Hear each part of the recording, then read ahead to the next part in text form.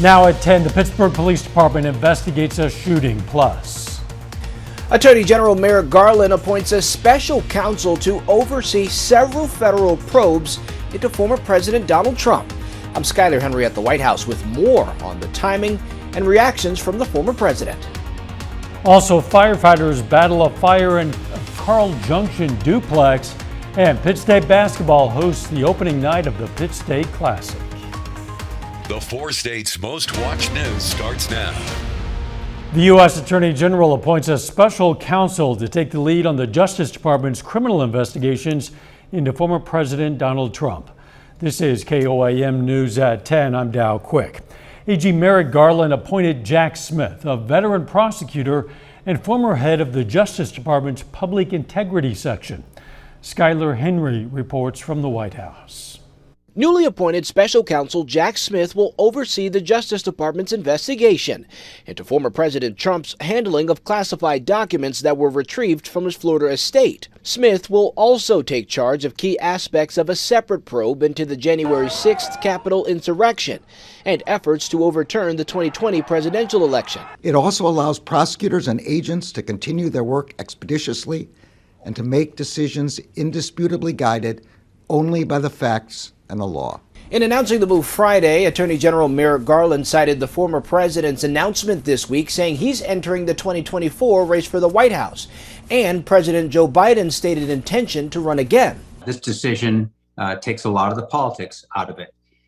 He's appointed a long-time career prosecutor, highly respected, very experienced. In a statement, Smith said he intends to conduct the assigned investigations independently, going on to say the pace of the investigations will not pause or flag under his watch. Mr. Trump spoke from Mar-a-Lago Friday night. This horrendous abuse of power is the latest in a long series of witch hunts. We started a long time ago.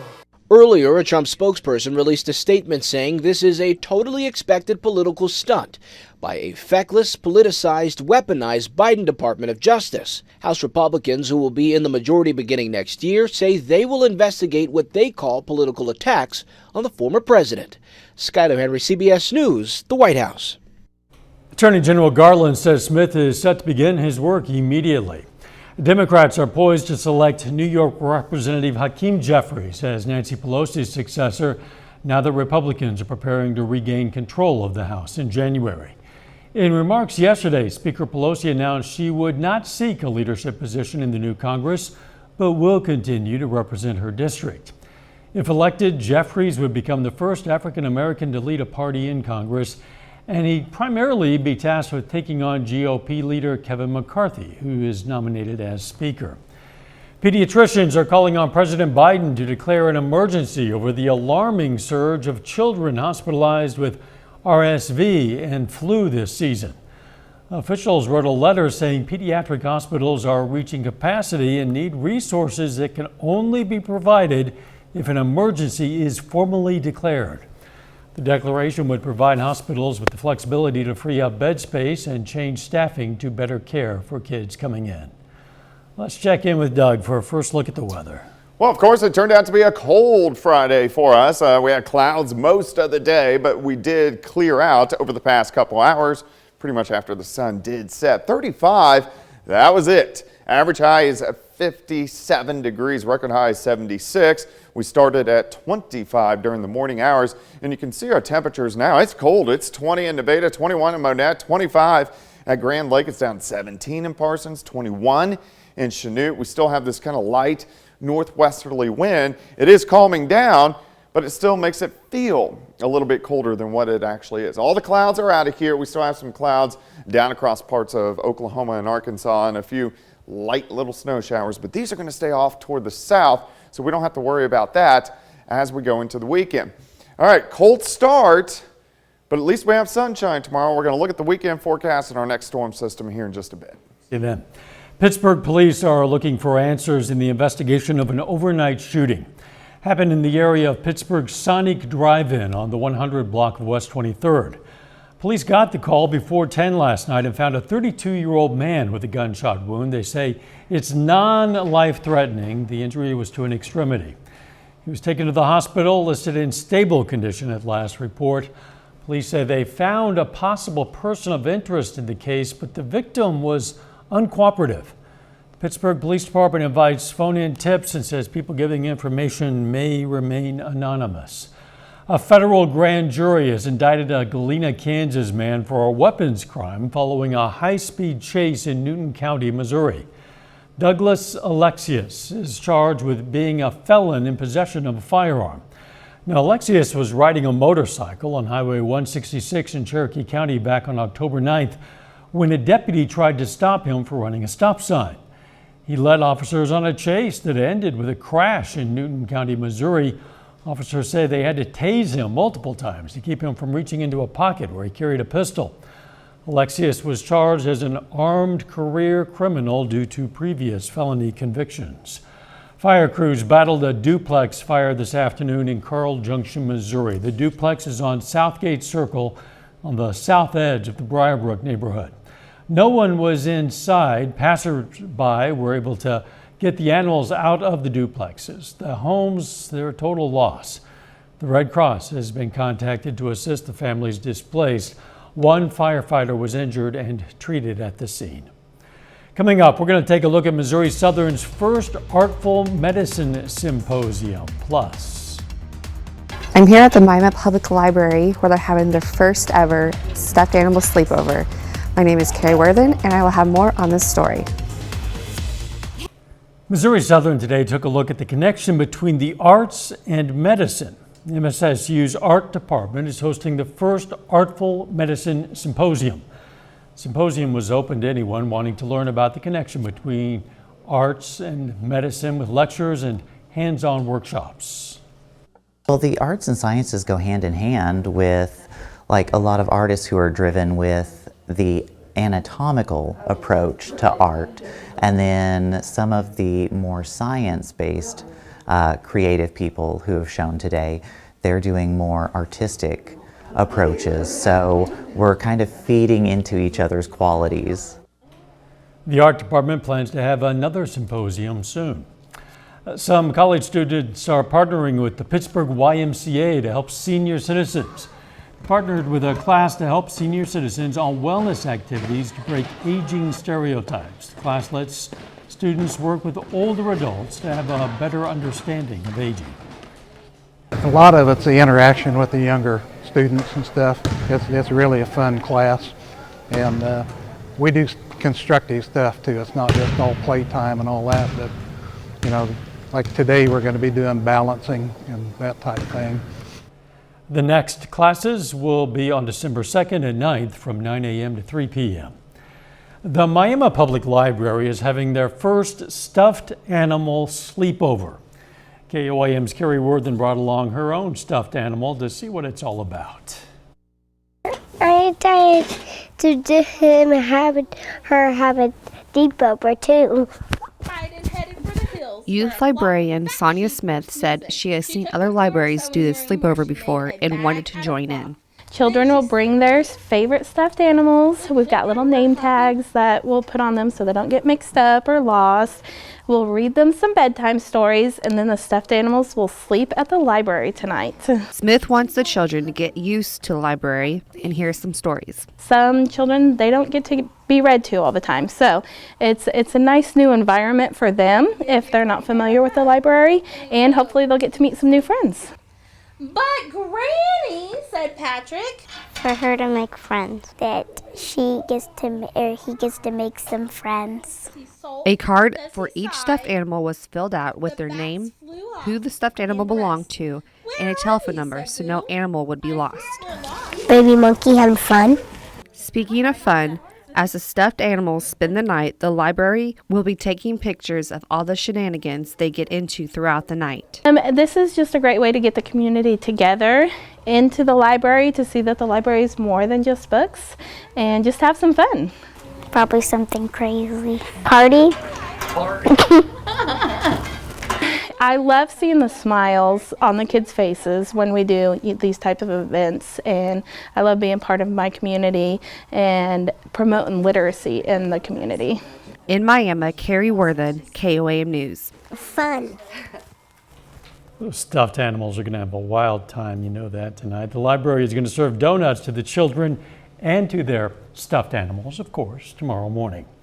The Salvation Army today kicked off its annual Red Kettle season. Tonight, the Salvation Army in Joplin lit its Christmas tree and recognized last year's bell ringers. As always, the Salvation Army is looking for volunteers to ring those bells. It's the joy of it, to see kids that's not going to get much, to have a nice Christmas, knowing that we are providing, we're doing good for the community, we're just giving a helping hand to those in need, and alone by itself, that is very rewarding. If you'd like to sign up to volunteer as a bell ringer, just go to our website, KOAMnewsnow.com. The Franklin Museum in Franklin, Kansas gave residents a chance to learn how to make some festive cocktails. Celebrity bartenders were on hand to show the audience how to make the drinks and snack pairings that go with them. Oh, absolutely. It's a great fundraiser. It gets people out, friends, new friends, and raises money for the museum, which is wonderful. People who attended walked away with recipes and a commemorative glass. A little bit later, the Missouri Southern Lions hit the floor at the Pitt State Classic. Plus another cold night for us tonight, but we are going to start to warm things back up. We'll look at that coming up. Well, it definitely turned out to be a cold one for us today. We were socked in with the clouds most of the day. We did start to get a little bit of sunshine right when the sun set, but now we have clear skies. It has really allowed our temperatures to drop off. Indigo sky, parking lots full. It's Friday night. We're heading into the weekend. It's just a cold weekend. Look at our temps. Past 36 hours, near 50 yesterday. Then our cold front dropped through. We could barely get above 30 during the afternoon hours for us today. And if we zoom in, most of us only topped out upper 20s to about 30 degrees. And look at our drop now. Garnett 19, 18 Yates Center, 24 in Coffeyville. We have 17 in Fort Scott, 21 in Miami, Afton 23, Pineville at 24, Neosho at 23. So it's cold. 7th and Rangeline currently sitting at 22. West-southwesterly winds 5 to 10. Humidity at 58%. The winds are light, but still gives us a wind chill factor. Look at this. It feels like 8 Yates Center, 7 Iola, 7 in Fort Scott. It feels like 14 in Lamar. So bundle up if you're going to be out tonight into the morning hours. We will get above freezing by about 10 a.m. Overnight low right around 20. All right, all the clouds are gone. There's still some clouds down through Oklahoma, parts of Arkansas, and a few flurries. Not going to affect us. Look at this. Look at the lake effect snow machine still going on. So what happens here is you get cool, dry air. It goes over the lake. The water of the lake is warmer, picks up the moisture, and once it gets to land, it just dumps all that moisture. So, of course, Buffalo, right on the south side where Orchard Park is, has picked up 68 inches of snow in 24 hours. That is 5 feet, 5'8". That's crazy, the amount of snow, and they're going to get more tonight and then start to taper off a little bit as we head into the weekend. As this upper level low pushes by, it will take the cold air out of our neck of the woods and we'll start to warm up as we go through the next few days. All right, let's go through tonight. Upper teens to about 20. Cold start. If you're going hunting in the morning, we have a southwesterly wind, but watch it because as we go through the morning, it goes west and then to the northwest by noon. High temps or noon temps right around 40. We get into lower 40s for afternoon highs. So it's going to be a chilly one, but at least we start to warm up a little bit more as we go down the road. All right, day planner 23 to start, 38 by noon, 36 at 5. High temp of 42. Now, if you're going to the Pitt State game, this starts at 1. If you get there early at noon, it's going to be 37, 39 at 2. By the end of the game, about 37 degrees. We're going to have sunshine, but just make sure you bundle up if you are going to be out. Next week, we get back into the mid to upper 50s, a lot of clouds. It does look like showers, probably some thunderstorms develop Wednesday night and into Thanksgiving. So we'll have to keep our eyes on that as we go through the next few days. 42 tomorrow, 47 on Sunday, 53 on Monday.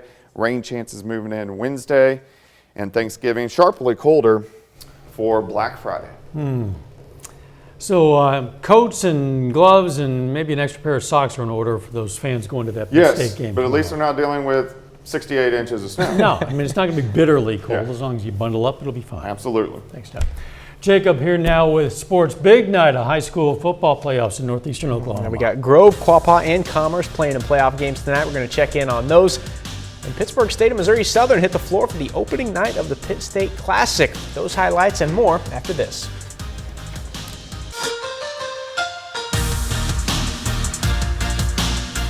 Tonight is the opening night of the Pitt State Classic. Both the Pitt State and Missouri Southern men's basketball teams hit the floor tonight in Pittsburgh. Now, the Lions are up first. They're trying for their first win of the season against Illinois Springfield. They'll pick it up 9 minutes into the game. Avery Taggart, big three, gives Southern a 23-20 lead. Taggart finishes with 20. Prairie Stars staying within reach. On the break here, Keith Johnson goes up, puts it down with one hand.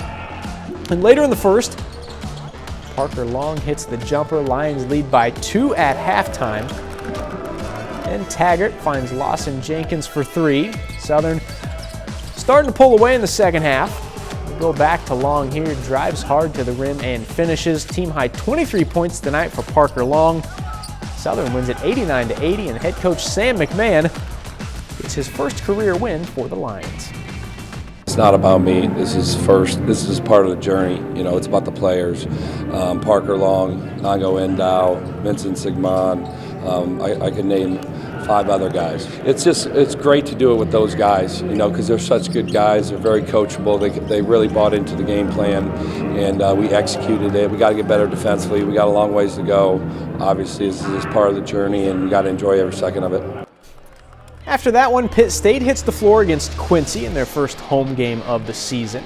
First half, Pittsburgh kid Marquis English working through traffic gets the bucket. He leads the Gorillas tonight with 19 points, 11 boards. Other way, Paul Zielinskis extends the Hawks' lead. At that point, they're up on Pitt State 16-9. Sticking around in the first, Quentin Hardrick Jr. finds Albert McBride. He knocks down the corner 3. McBride finishes the night with 16 points. Quincy, though, too much to handle this evening. Isaiah Foster takes the pass, knocks down a 3 of his own. All Quincy tonight, the Hawks beat the Gorillas 82-58. The Pittsburgh State women trying for a 3-0 start this afternoon on the road against Rockhurst. The Gorillas win that one 83-75. Tristan Gegg leads the way with 23 points. Grace Pyle adds 21 for the Gorillas. Pitt State will be right back at it tomorrow, facing Southern Nazarene at 1 p.m. in Topeka. We have 3 local football teams still alive in the Oklahoma High School State Playoffs. In Class 5A, the undefeated Grove Ridge Runners play for a spot in the state semifinals tonight. And Grove at home this evening facing the Guthrie Blue Jays. That one is final. Grove wins and stays rolling 27-19. Ridge Runners are now 12-0 this season. They'll play in the Final Four next week. In Class A, the Quapaw Wildcats try to upset the undefeated Hominy Bucks in round 2. Quapaw, though, falls short 56-6.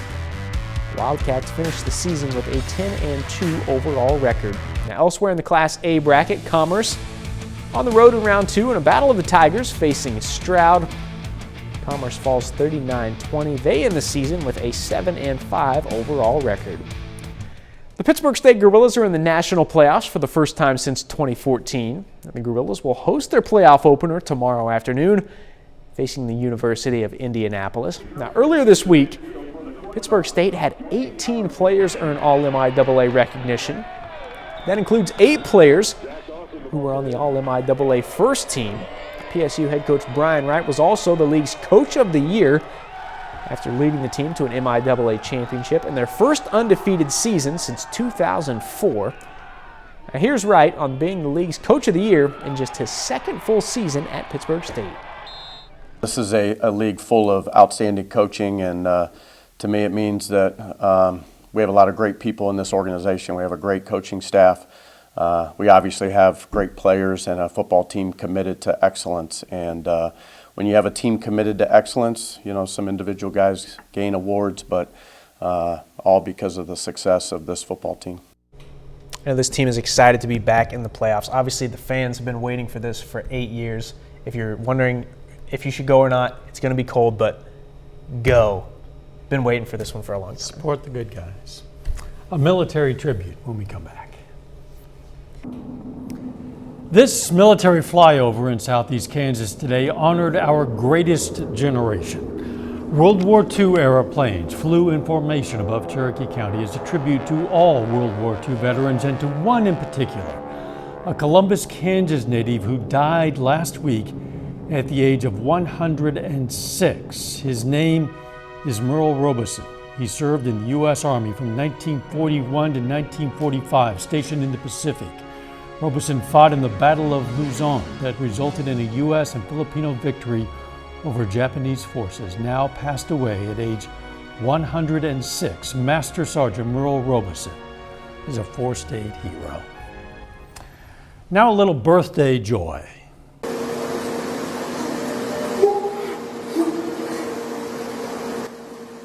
What you just heard was Mahali, the chimpanzee, being reunited with her baby named Kucheza. That was yesterday morning at the Sedgwick County, Kansas Zoo.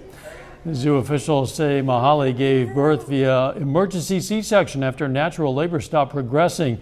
The baby wasn't breathing well on his own, so he stayed in the hospital with the medical team until he could be reunited with his mom.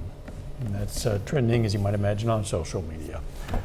Okay, it's going to be kind of chilly, but not too bad for the Pitt State game tomorrow. No, it's going to be sunny. It's not going to be too windy. We are going to get into, well, near 40 during the game. So, I mean, could be better, could be worse. 47 on Sunday, 50s return next week.